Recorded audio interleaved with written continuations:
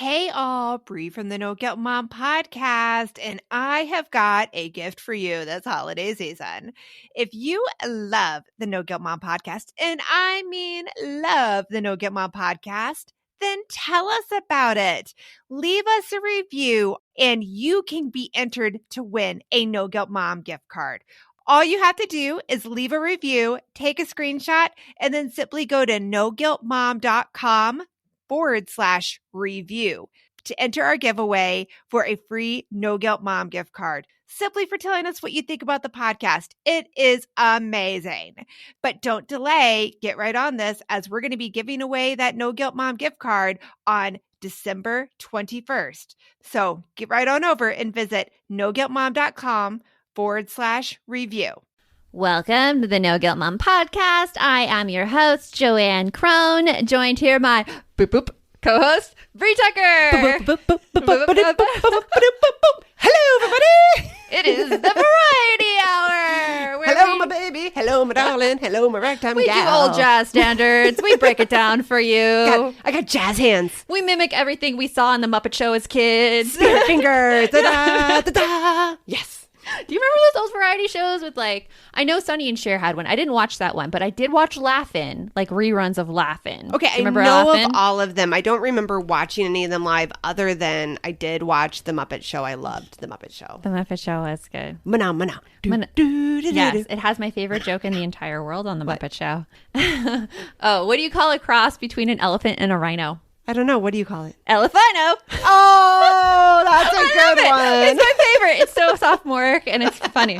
It makes me laugh so much. And then I tell my kids and they're like, what's an elephino? I'm like, what's an elephino with you? No. I'm going to tell that one to my kids. No. It's fun. It's totally fun. And our guest today is all about having fun. Yes, and you know what? I loved her name. So easy to remember this guest's name. It's Joanne. It's our Joanne Jarrett. friend. Yes, it's the only other Joanne I know currently. Yeah. And she said the same for you. She was like, Yeah. you're the only other Joanne I know. Yes. So there you go. But Joanne Jarrett is a family physician on her 17th year of maternity leave. She jokes about it.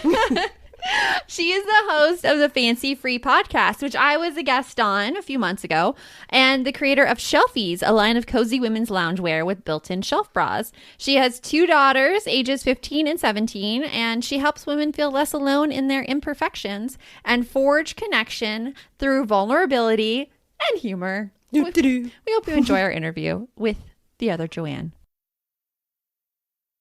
Hey, if you want to teach your kids more about being a good friend and making better friends, my book's out, Me and My Friendships. It is for your kids. I wrote it for kids ages 6 to 9, and it is full of exercises and tips and quizzes on how to choose friends, how to be a good friend, and how to deal with all those like crazy social stuff that we had no idea how to deal with as elementary schoolers.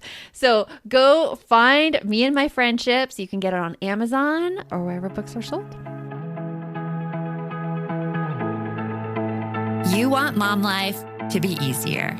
That's our goal too. Our mission is to raise more self-sufficient and independent kids, and we're going to have fun doing it. We're going to help you delegate and step back. Each episode will tackle strategies for positive discipline, making our kids more responsible and making our lives better in the process. Welcome to the No Guilt Mom podcast.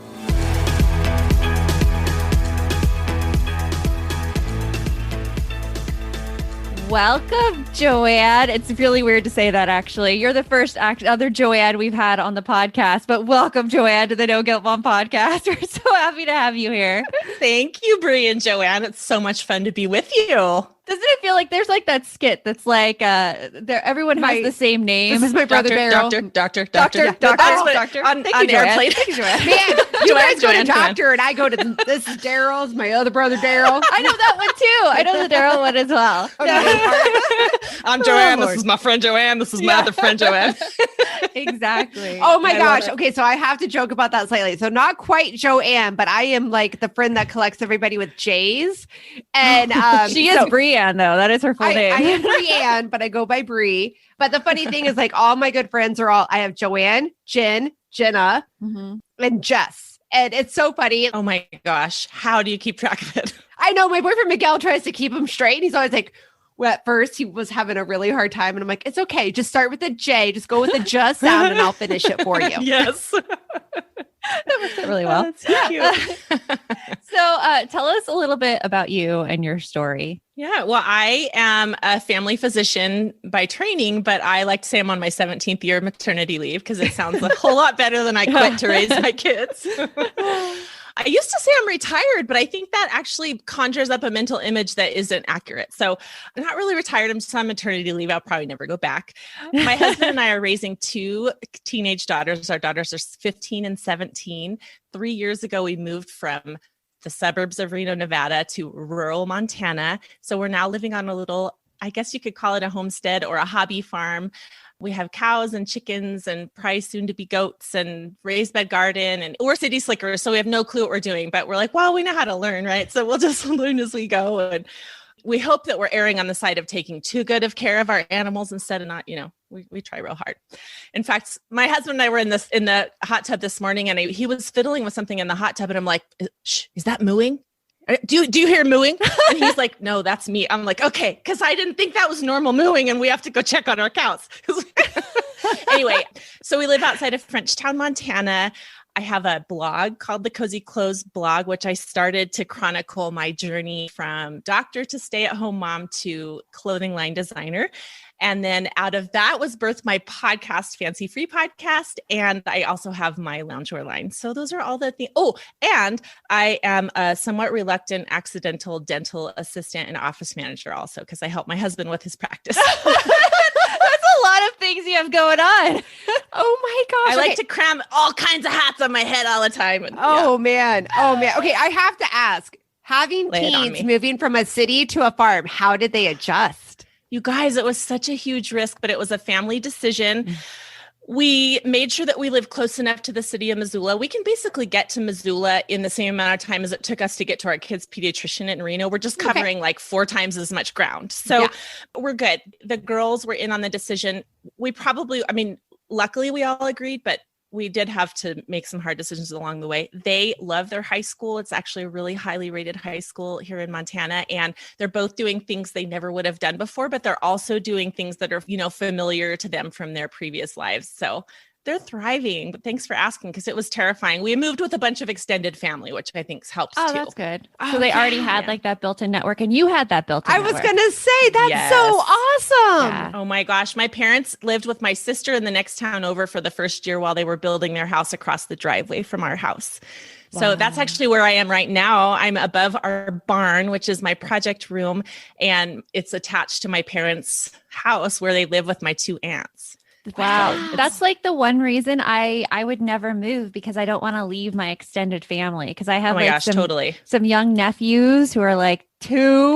You can't miss that. You just can't miss it. Yeah, no, we're trying so hard to talk my husband's side of the family into moving, but they're really good about visiting. So that's good. Oh, that's really good. Yeah. I mean, it's not like you move to a place that's not beautiful. Yeah. I've been to Montana. Oh, so gorgeous. Oh, we love it. And it's so funny. Later next month, we have 2 families that are visiting us and bringing their RVs. And one of them, they're both going to be here on the same weekend. And one person in each couple are cousins with each other. And they didn't even know they were going to be here at the same time. It's like, we're guest magnets because it's such a fun place to visit. And people want to stop by on their way to Glacier. And it's like, oh, perfect. Please come over whenever. That's really fun. Oh, yeah. And the excuse to get out of the desert in the summer. Yeah. Oh, totally. Yeah. So your podcast, Fancy Free, it kind of like celebrates everyone's kind of embarrassing, not so fancy stories, which I love, which I came in and was a guest on your podcast and shared my stories. Yes.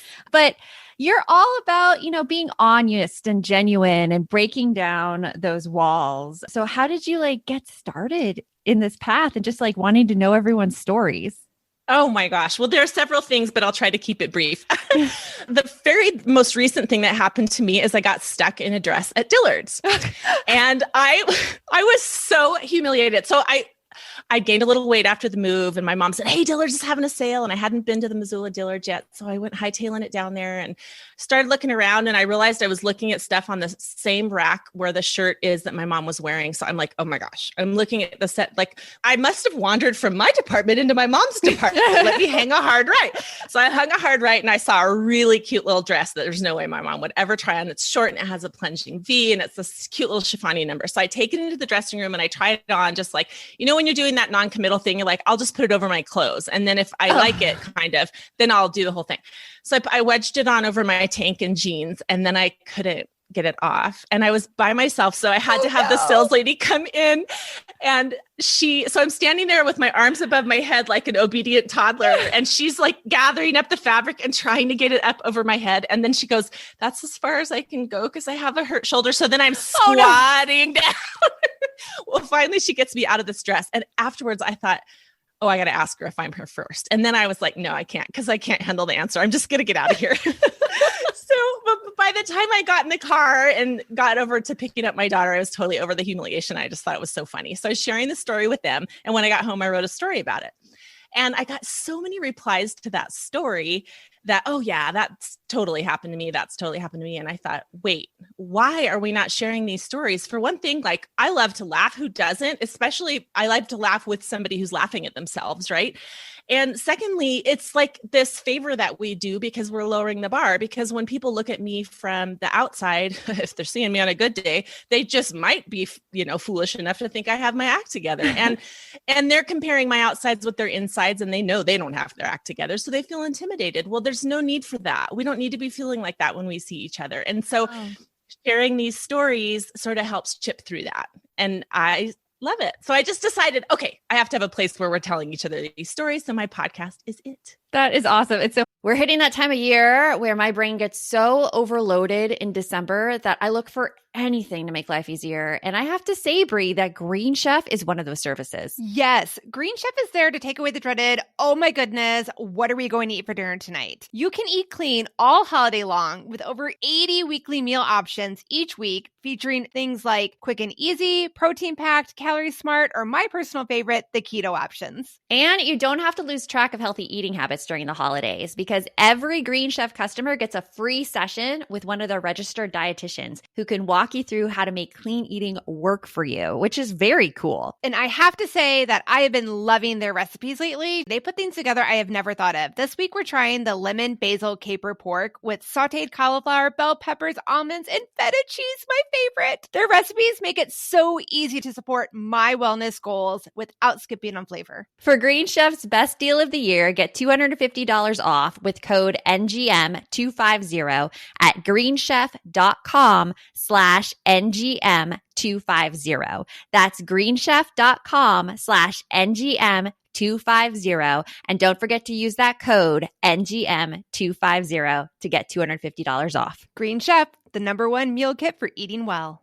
Hey, Brie here, and I wanted to share one of my favorite gifts to give during the holiday season, a Storyworth book. It is the most amazing gift ever. Storyworth is an online service that lets you create a special and unique gift of someone's story. I've given Storyworth books to both of my parents, and it has been their favorite gift, hands down. And did I mention it is so easy? Storyworth emailed my parents questions every week that I handpicked from their massive list of questions that they have. All my parents had to do was open their email and answer them. That easy. I asked my dad questions like, did you have any rules that you set for yourself as a parent, which you immediately broke? And he did. I even asked both of my parents, are you more like your mom or your dad? And they shared a lot of really amazing qualities that I didn't know about my grandparents at the time. Then at the end of the year, Storyworth compiles all of their answers, puts them into this gorgeous book that covers everything. My parents love showing us their books, and I personally love getting a chance to read them. With Storyworth, I am giving those I love a thoughtful and personal gift from the heart that preserves their memories and stories for years to come. Go to storyworth.com/NGM and save $10 on your first purchase. That's storyworth.com/NGM to save $10 on your first purchase. Funny, because when you were telling that, I'm like, I have a dress story too. Like, it just reminded me. Now you have to come back on my podcast and tell your dress story. Yeah, it was nothing big. It was basically, those Rent the Runway dresses. So like Yes. I got Rent the Runway and those for are expensive too. Well, yeah, and it wasn't too bad. It was better than getting a dress because it was like this awards No, but I mean, if ceremony. you damage it, like, do you have to pay for it if you damaged it? Probably. Yeah. There's insurance. There's probably. I didn't damage mine though. I couldn't get it stuck in it? on. I could like the zipper wouldn't go and then and then the zipper wouldn't come down, like it was stuck. And so my roommates at this conference, we were like putting soap on the zipper and like trying to like get the like, it was a whole team effort there. Oh my lord. Oh my gosh. But yeah. And it's not your dress. That's the thing. Like if it had been my dress at home, I would have just been like, rip that thing off and throw it away. Yeah. But it was like, I don't want to pay for a dress that doesn't fit me. No. That's what I was thinking about the whole time you were telling the story. I'm like, oh God, please don't let it like bust a seam or something. And she has to buy it on top of it all. Yeah. Well, it's ugly, right? The reason why I reject it because it's unflattering and it doesn't fit me well. So the last thing I want to do is walk out into the store and this awful thing. So I was like, please come in here. Please come in here. And finally she came in to check on me. I'm like, I need you to come in here and help me get this. Crazy. My look, I would have been walking around with the dress like over my face too and be like,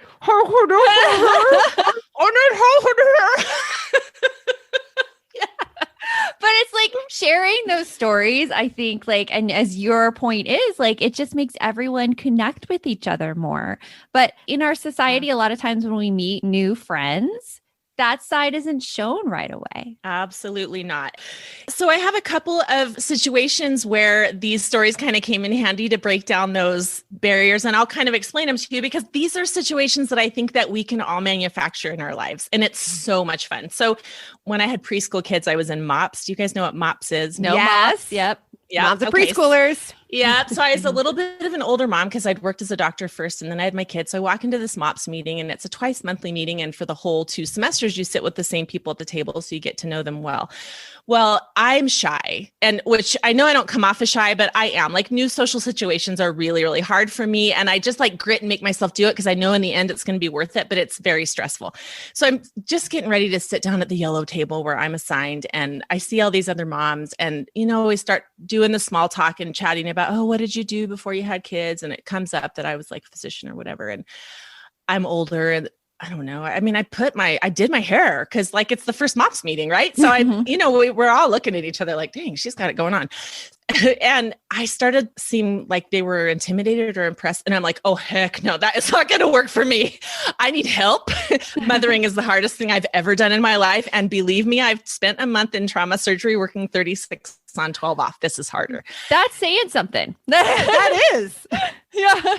Yeah, exactly. So I'm like, the only thing you should be impressed about my doctrine is the fact that I got to find out firsthand that mom is harder, so, oh my gosh. So I started just kind of naturally using this self-deprecating humor because I wanted to kind of just chip away at their image of me in their head. I don't, and I am still close to some. In fact, one of those gals is one of the gals that's coming here in her RV next month. Oh, really? Yeah. Yay! Yeah. So anyhow, and I'm not best friends with all of them. It's not always going to work out. They're not even always going to be people you want to. But if you show your underbelly, then so many things happen. Laughter is just the great equalizer, but it literally does biochemical things to us. I'm reading this book right now called Laughter Seriously or Humor Seriously. And it's very good. I'm in the middle of it, so I don't know, but maybe you could put it in the show notes. And I just learned last night in my reading that laughter decreases our cortisol, which is our stress hormone, by 30%, and epinephrine, which is our fight and flight hormone, by 70%. But it also is a bonding thing. So this gal, I heard her on a podcast, Hidden Brain, which is one of my favorites. And she said, laughter biochemically inside our brain does what getting a massage, having sex, and there was one other thing. If you do those things all simultaneously, that's what laughter does to you. So, yeah. So it's like this big time bonding and relaxing biochemically. And I'm a nerd with the science, so I love that. But it also, it just kind of breaks down those barriers, but it does more than that. So I'll tell you about another thing. So I have this friend named Karen, and she has a Christmas party every year. She's a friend collector.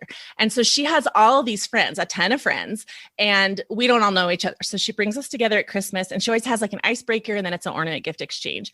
And she said, when your number comes up, tell your most embarrassing story. Well, you guys, I've never had more fun at a party. I laughed my head off. I only probably knew 4 or 5 of those women while I left feeling like now I know all 30 of them. Even if I never had a face-to-face conversation, when I saw, say, this gal or that gal in the pickup line, instead of being like, I kind of recognized her, I'd be like, oh, hi, oh, it's so good to see you. How are you? And we just had this level of depth with each other because we had shared these stories. And then for the rest of Christmas party season, of course, I didn't divulge any confidences, but I had stories to tell at parties, which is handy for a person who's shy and going to a bunch of parties.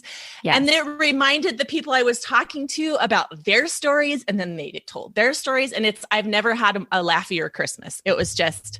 Stories are like the great equalizer, especially for shy people. Like I am a shy person and I rely on the stories too. And you have your stories that you could keep telling them like beat by beat. And you almost look at them as like an analytical way, because in your mind, you're like, oh, we're going to do this one. And this is going to get a laugh right here. And then you just build on it. And you just kind of know what works and what doesn't over time. Yes, totally. It's so funny because you go at it from like a scientific standpoint, where I bet have you ever done that? Because you're not shy. I was going to say, like, with me, it's more of, I'm not, I would say I'm almost even, dare I say, the friend collector. I'm the one that has a lot. But with me, I like to make people laugh. Mm-hmm. I love that. I've told you that about me. Like, that's my thing. I'm like, oh, you're upset? La, la, la, la, la, la, la. Bree's going to make you laugh. Whatever it takes. We're going to just giggle. That's sweet. So, yeah. And I love being able to control that. Like, it's keeping things going, people being happy and thriving and just, But having the stories is amazing. I have one introverted child. And what I learned from being raised as an introvert by an extrovert, my mom used to she put words in my mouth. And it was so useful. I don't know how she knew to do it, but then I was doing it for my daughter. And I actually get phrases and words from my extroverted friends and tuck those in my wallet. And like you said, by trial and error, when you go in with, when I order pizza, I always say this, that, and the other thing. When I drive up to a drive-thru, I always say this. And that combined with my Enneagram 2-ness, which I don't know if you guys do much on that, but you're a helper, right? You're the helper. Yeah. So my drive in life is to help people and make other people feel comfortable. So between having my canned phrases and using them to, in my mind, make the other person feel comfortable and not make me feel comfortable, kind of just takes the focus off of me and onto the other person. So I love it. That's awesome. That's funny. Enneagrams. You don't know your Enneagram yet, do you, Brie? I don't think so. We need to get you your Enneagram. I'm a 6. I'm a loyalist. I can't keep all that straight. There's too many of them. There's only 9? Is there 9? No, I just mean there are 9. I just mean I can't keep it all straight. Like all too many personality constructs. Yes. I know. Yeah. I've been listening to Family Personalities podcast, which I love. And they talk about the Myers-Briggs, which I was very hesitant to get back into because it's the one that has the 4 letters and it's like, it's too much. That is too big of a grid for me. But Sandra and Em break it down so beautifully. And I've learned a lot about myself and my kids by listening to that. Did you know the history of the Myers-Briggs? Yeah. No, lay it on me. Lay it on me.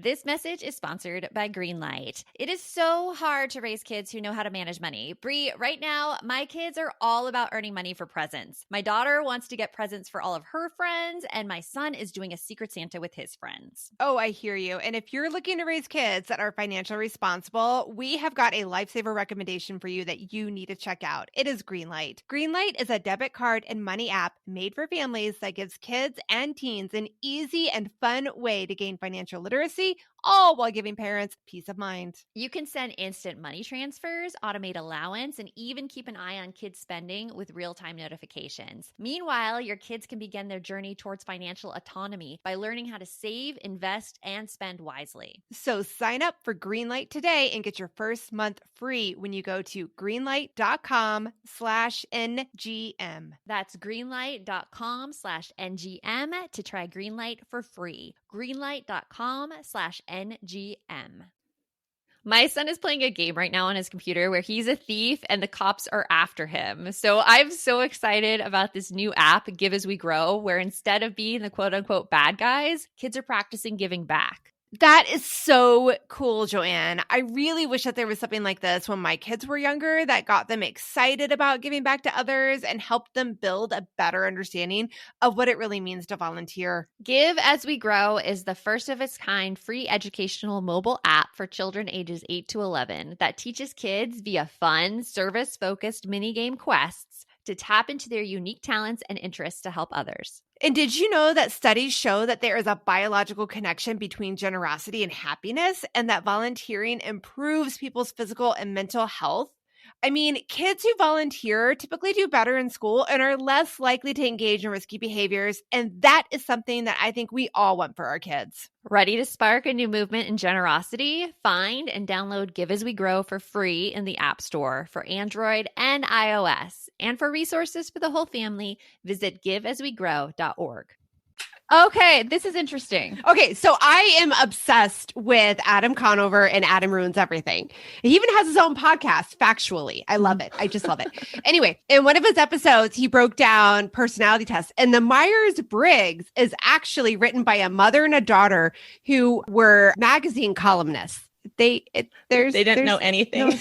No, there's no science behind it. They didn't know. They haven't been able to recreate the personality test results consistently in any psychology trials, but it's popular. How interesting. Didn't they also they had their home is like a laboratory, and it was like the mother looking at her kids too, and kind of thinking of these maybe personality types for her kids. I'm forgetting. Now, see, that's someone who's really intellectually ambitious. I was just like, that's a lot of work, especially for something that has. Well, but I remember learning my degree, my undergrad's in psych, and I had a whole class on personality tests. And I still have my Myers-Briggs notes and everything from it. So it's not like it's completely debunked, but it's not as scientific as we were all led to believe. But it's also, it was early 1900s she did this, and she was told that she couldn't be in a profession. She had to stay home and raise her kids. So this is what she created. She used her laboratory, her home as a laboratory. She's like, I just can't help myself. I'm going to do it anyway.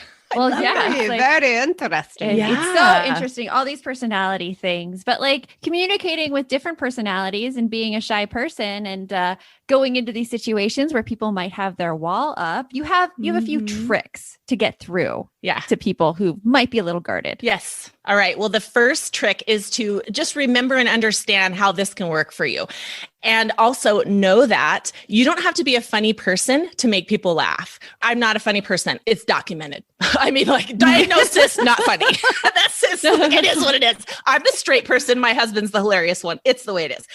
But because I look at life through a humor lens, I love to laugh at things, and I can point out to other people what they might find funny. And so it's like you're more of a conduit for humor than actually the source of humor.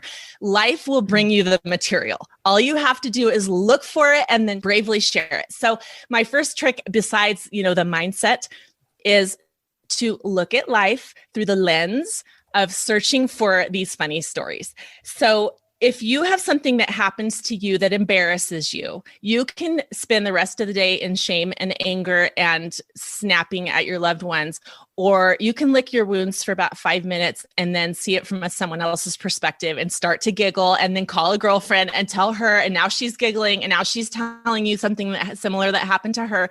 And suddenly the stress is gone, and you might have even made that girlfriend's day. So those are your choices. So why not choose B instead of A, right?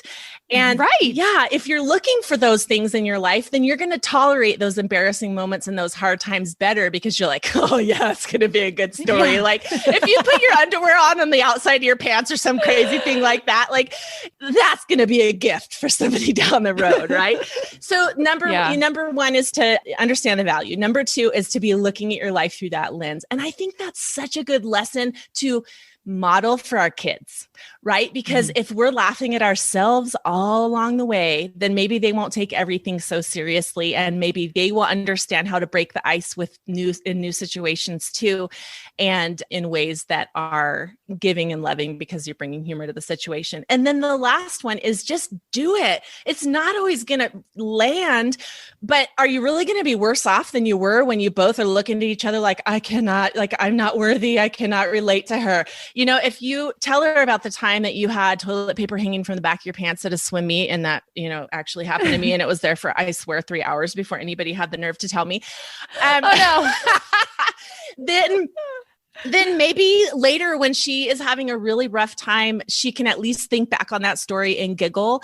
And I swear the next time she sees you, she's going to feel like she knows you better. And just be brave. Take 30 seconds. And I'm not saying during a funeral or something, there are times when it is completely inappropriate. Although I have to say, strategically used, humor does, even improve those really, really hard times. Oh, yeah. But, just be brave and do it. I'll show you mine, and then she'll be more likely to show me hers kind of a situation. So, which I think is such great advice, because it could either be a stressful situation if you let it, or you could just be like, I'm just going to go embarrass myself today and it's going to be great. That's the attitude I always take. I always go for embarrassing myself over. Same. I'm all about I always tell everybody, like, I'm a terrible liar. I can't put up a front like I got my stuff together. Trust me.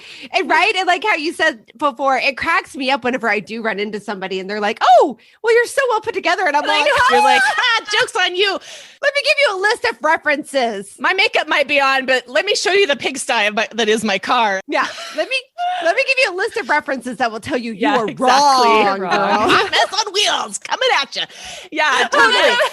And it doesn't necessarily have to be that you have the specific circumstance. It can be any story can feel relevant once you're, touching each other's lives. But one time I did accidentally climb into the wrong car and practically sit on a man's lap.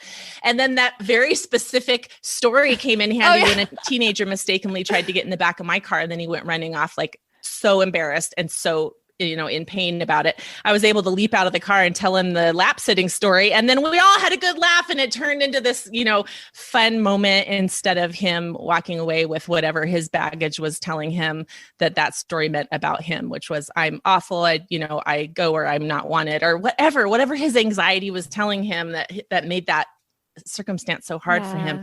I was able to kind of nip that in the bud. It's the great connector. It is. It's great. Moms have that gift, I like to think. Yes, but moms, I think, and women, like, we need to use it more, to not take ourselves so seriously and just laugh. So it's been such a pleasure having you on, Joanne. And even saying the other day, like, I don't ever meet She can't do it without laughing. I don't ever meet them. You are like, the I'm Joanne. Joanne in my life.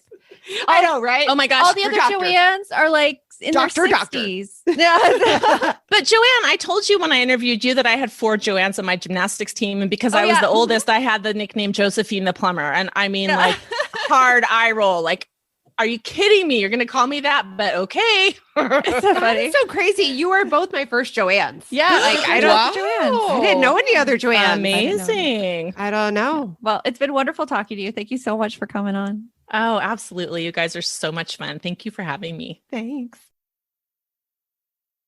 One of Joanne's tips in here that I love is sharing your embarrassing stories right off the bat. Oh, good Lord knows I got plenty of those, man. Tons of embarrassing stories. But wait, do they have to be about me? Or could they be embarrassing stories about my kids? I would say it has to be about you, to have that vulnerability that is associated with it. You're right. I prefer to embarrass my kids, though. Because it's so interesting when we get in groups of people that as soon as we make ourselves a little bit vulnerable, they bring out their vulnerable side as well. And I feel you get to know people so much better. Oh, yeah, totally true. Because, I mean, have you ever really had like that good, and if you think about it, just like any conversation you've had with somebody where you had some good, full-hearted belly laughs, sharing some embarrassing moments, it's just, first of all, I remember those conversations. Yeah. And those times are so much fun and they feel so bonding. Yes. But like you just said, it also makes you feel like, okay, I can be real with this person. Yeah. Like, oh, we're being real. Oh, okay then. You're admitting all your faults and stuff. Like one of like my really, really vulnerable times was when I was first in the working world, and like I was at a talent agency, and I was put on a desk answering this agent's phone calls, and I dropped every single phone call.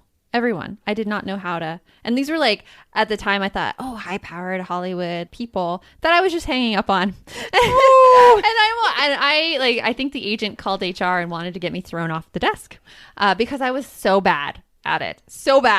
But when you share like times you failed, and I think this also goes for like your kids as well, when you share those funny stories and like the times you failed, it allows others to see failure as okay and be real with you, especially kids. Oh, yeah. Yeah. It totally gives them that permission. I have plenty of embarrassing stories, but I'll be honest, at the moment, I'm blanking. Yeah. I think you have to like have that store of embarrassing stories. Yeah, you have to start have them thinking like about them at the tip. Like my most embarrassing story, again, still brings up my kids. Yeah. It's still like when my daughter decided to tell everybody in the grocery store that she had a beautiful vagina. Oh my gosh. So I have another embarrassing story, but it goes all the way back to 3 that my dad told everybody. And it was when we went to San Diego and we were in the Museum of Man, and I walked into the room as a 3-year-old and I announced, "Daddy, look at all those penises." Oh my God.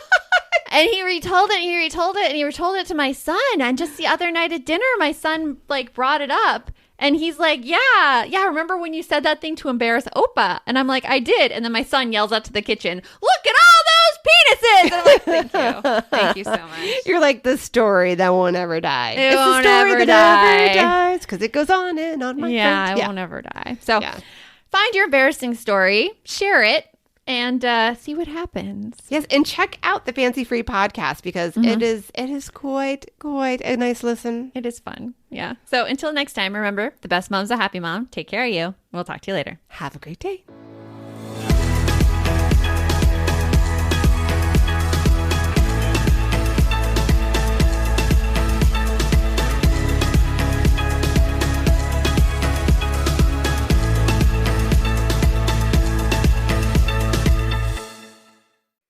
Are you looking for something to listen to with your whole family? Then check out 6 Minutes, produced and created by Gen Z Media. With over 200 twisty, cliffhanger-filled episodes, 6 Minutes tells the story of 11-year-old Holiday who was pulled from the icy waters with no memory of who she is or where she came from. 3 years ago, Brinley Pasternak helped the Anders family uncover the truth about Holiday's past. Now she'll need them to help her find the truth about hers. In 6 Minutes Out of Time, the long-awaited sequel, Cyrus Anders is found unconscious near the mysterious Elixir Academy in Florida, and Brinley learns the school may have a shocking connection to her missing mother. Dive in now and get the most downloaded family audio adventure in history. Follow 6 Minutes wherever you get your podcasts. You can listen early and ad-free with the GZM family subscription.